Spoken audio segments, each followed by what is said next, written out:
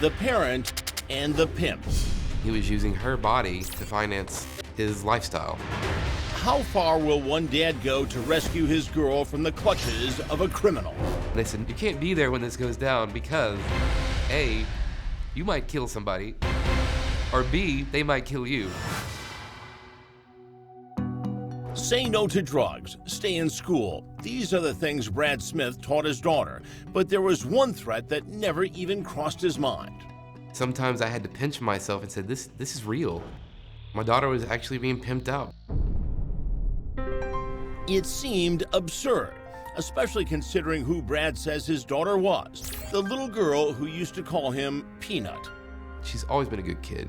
She loves the theater, she loves fashion, smart beyond her years. But did smart beyond her years turn into growing up too fast? What got my daughter into trouble is she was getting compliments from older people. It's an age-old thing. A young lady gets attention from an older man, and they start craving that attention, and they start seeking it out. And even though Brad and his ex-wife did their best to shield her from the wrong kind of attention, all it took to break through her defenses was a single click. She started posting pictures on Instagram. This person befriended her and was complimenting her daily and feeding her lots of lines about how he was connected. He could get her a modeling gig. Powerful enticements for a then 16-year-old girl just figuring out who she wanted to be. And she started believing him.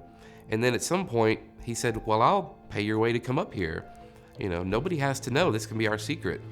Your parents will be proud of you once you hit the big time. And so that's how it started. From nearly 2,000 miles away in Rhode Island, the man promised to make all her dreams come true. But who was he really? Brad was about to find out. I discovered she was chatting with this person because I was checking our phone records. Saw a phone number I was not familiar with. I did some searching, came up with a name and a face. The name, 34-year-old DeJuan Harris. The face, a mugshot. This person had been arrested many, many times. From the time he was 17, 18 years old, he was pimping out girls, dealing with drugs. And we're not talking about marijuana, we're talking about crack cocaine. He's never had an actual job. There was a girl that was under police protection because he had threatened to kill her. He basically choked her.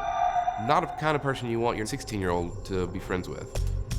So Brad took action, confronting his daughter with the truth about the man feeding her lies. Her reaction was shock. She did not realize that this was happening. And she said, I promise I won't talk to him anymore. And honestly, that was good enough for me. And I kind of forgot about it. Just a small bump on the road through adolescence. That was the hope. But when she was 17, Brad's daughter went to stay with her mom, right up until the day that she didn't. I get a call from my ex-wife, and she says, have you heard from her today?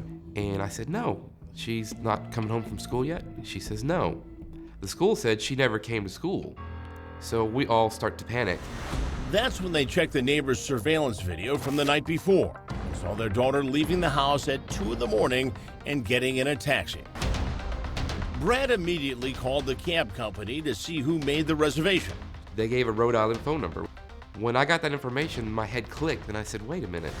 That's the same number that she was calling way back when. And I said, okay, I think I know where she's going. On a Greyhound bus from Texas to Rhode Island to meet up with a pimp, though not if Brad had anything to say about it. After checking bus schedules, Brad took an educated guess at the one his daughter might be on and saw that it was scheduled for a 3-hour layover in Richmond, Virginia. He immediately called local police.